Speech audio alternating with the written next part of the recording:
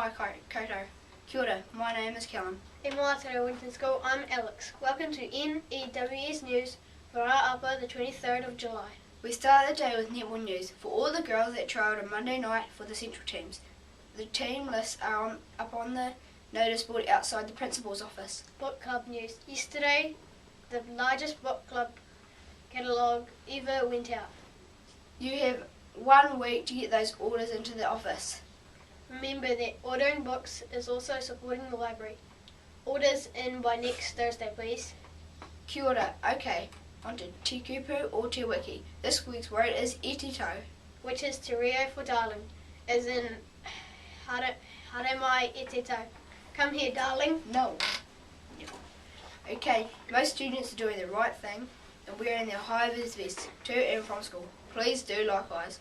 Choir news. Talia, Caitlin and Caleb to room 11 at interval, please. And if you missed any notices, you can play the news again or you can read all the notices in the text box below. And that's all for today. From everyone here at the N.E.W.S news team, ka kite popo. Stay clean, stay dry and stay classy in school.